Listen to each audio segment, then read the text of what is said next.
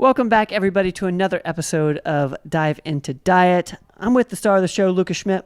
How are you? Good. This is a part two. Part two. Cliffhanger is we're taking care of the cliffhanger. I know everyone's had high blood pressure just waiting to hear my next two foods from the last episode. What are the next two foods? I don't know if you're going to go fruit or if you're going to go something else. The next food is a fruit. We'll just jump right into it. It's pineapple. Pineapple. I love pineapple. Man, I love pineapple. I like pineapple juice. Pineapple juice. Yeah, so pineapple, there's several reasons I love pineapple personally. Its taste, of course, is the primary reason. Mm-hmm. It's a very wet, hydrating, fresh, so it's great if you're hot or in the summer. Yep. I love a bunch of pineapple after a workout. Oh. It's so satisfying. But in general, and pineapple works really well. So I know I talked about berries in the last one. Pineapple to me is more versatile than those as far as culinary, like cooking, because it goes really well with meat. Like you could put it with some, chopped up pineapple with your chicken. You know, a lot of Asian dishes have, like Thai food or Chinese food. There's pineapple chunks in some of my favorite dishes, at least. So it's sort of it is a sweet food, but it pairs great with savory. It's good. You know what it does not pair well with, in What? my opinion? What? Pizza. I'm not a pineapple pizza guy. Yeah, I could see. So for me with pizza, I don't eat pizza very often. I like pizza.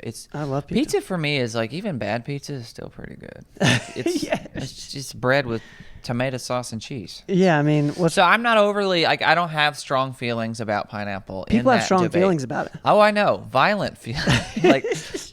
People get angry. Do you think people are more on my end or the opposite? Oh, I don't want to wade into that. It's like asking about politics. It's I don't know. That's a hot topic. I actually don't know. I don't either. I really don't. I know it's controversial. Yeah. I know how I feel. I don't really want pineapple on my pizza. Sure, it's fair. That's fair.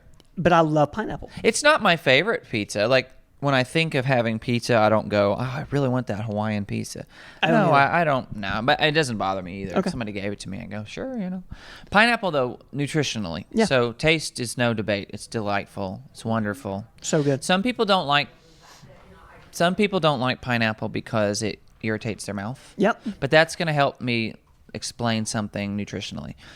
The reason, unless you're allergic to it. So that's a different kind of irritation. That's like itching, hives, coughing, dangerous stuff. But there's an enzyme or enzymes, a group of them called bromelain. It's a compound, Yep. bromelain. It's often sold in a supplement now, but it's naturally occurring in pineapple. So bromelain is nutritionally, at least based on the research on it, beneficial overall. We're seeing it's beneficial for a vast array of things. So much so that a lot of surgeons, when they discharge you after a surgery, will suggest you take it to help you speed up in recovery and to heal. In supplement form. Supplement form. Well, you could probably eat some pineapple. Okay. Yeah, sure. But bromelain is, it's also supposed to be good for arthritis, to help relieve arthritic pain. Mm-hmm. So it's fascinating. It's an enzyme, and I think it tries to break down or process proteins. I don't want to go too much into that. I'm not enzymologist? I don't know what you call it, but specialist in enzymes. But one of the reasons it can irritate the mouth is the bromelain, too much of it will accumulate in the gums and sort of can irritate the gums. So if you eat pineapple with something else, that might help sort of wash it down. I have a hard time stopping once I eat pineapple. I'll cut up an entire pineapple and eat about half of it, which is a lot of pineapple. Sometimes not. But I love pineapple. It's also really high in vitamin C, and I wrote down the list of primary vitamins just so I didn't miss any. Super high in vitamin C, naturally. It's got some iron in it. It's plant iron, so I don't know how much you're going to absorb, but, some vitamin B6, some magnesium, and some calcium. Interesting. So Okay. It's a pretty nutritious fruit. That's a very nutritious food. Yeah. And doesn't raise your blood sugar too much? Yeah, it's going to raise your blood sugar. Oh, It's okay. a sugary fruit. Yeah, that's the downside of pineapple. Okay. Pineapple is really high in naturally occurring sugar. So it's got some fiber in it. It's maybe counteract a little bit of that. But if you have insulin resistance or diabetes, you monitor the amount you eat. Okay. Now, if you're on a ketogenic or low carb diet, pineapple is not friendly. I wouldn't eat any. Especially if I did a ketogenic diet. I've done it before. I'm not doing it now, but I've done it before. I would absolutely stay away from it because I wouldn't be able to regulate how much I ate. You can't give me one piece of pineapple. That's horrible. Just don't give me any. It's torture. So it's not friendly to people who are overly sensitive to like a high glycemic food. It's a high glycemic food, so you got to be careful there. Okay. But if you don't have issues with insulin resistance and you're maybe an athlete, maybe you exercise a lot, it can be a friendly part of your diet. So Pineapple. I love it. I'm pumped that this is on your list. I love pineapple. Pumped for pineapple. Pumped for pineapples. The last one, the fifth one. Not least, though, we said in the last episode, these are not ranked in like best to worst or worst to best. And this is also current. Current. This Current. is what I'm feeling right now. Right. This is what my attention span right now wants. Right. Pasture-raised eggs. Eggs. Pasture-raised eggs. Okay. Yes. Eggs in general, they're very versatile. I love eggs. Eggs, but I don't need a lot with my eggs. Like I typically, for convenience, just boil a bunch of them, and then if I'm hungry but not want to cook, I'll just grab 2 or 3 eggs. And eat them whole, so not raw. I'm not saying you can't, but Gross. I'm not a fan of that. They got to be cooked all the way. Why do I like them? They taste pretty good. You can dress them up with some stuff, make some nice, and you can scramble your eggs different styles. You can do like huevos rancheros, which is like the South American or Mexican style scrambled eggs with some tomato or salsa. It's pretty good. But I don't need all that. A little salt, maybe a little grass-fed butter. Or nothing. Boiled is fine. So you said pasteurized. Is there pasture-raised? Pasture-raised. Okay. Yeah. Okay. Is that the only thing you're looking at? Pasture-raised? Yeah, for eggs I am. Yeah, I'm kind of picky about eating them that way. The chickens generally eat meat, bugs.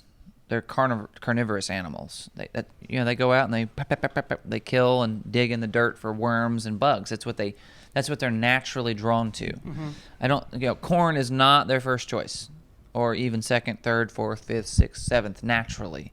But we mostly feed our chickens corn and grain because it's convenient. Yep. But it's cheap. It's affordable. You can have a bunch of chickens in your backyard, go out in the morning and toss some grain, and they eat it. But chickens generally kind of scavenge or eat bugs and things like that. Pasture-raised chickens have a higher chance of doing that because they're out in a pasture. They're also healthier. They're running around. A lot of factory farming, they call it. These chickens never leave a space. They can't even move. They get really fat. Their legs break because they're so fat and they can't move. They're unhealthy. The logic tells me they're not producing the healthiest of eggs. So pasture-raised eggs, when measured against non-pasture-raised eggs, tend to come out on top as far as nutritional profile. And I'll talk about everything nutritionally in eggs in a second.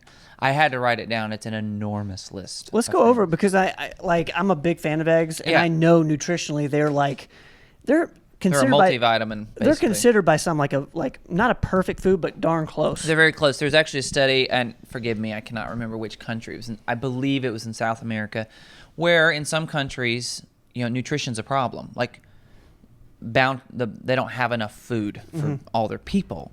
They did a study on, I believe it was children, because there's an epidemic of malnutrition in children in this particular area in South America. And their diet, they're eating calories, and maybe enough calories, but they're still malnourished. They couldn't figure this out. They're eating mostly grain, probably some cassava, things that are easily available in South America and cheap.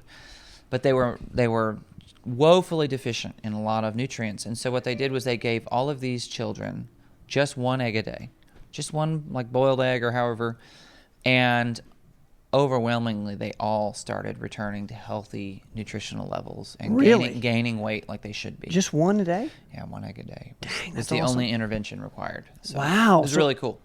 So let's go down the list. This is a very long list of minerals. I have minerals on one column.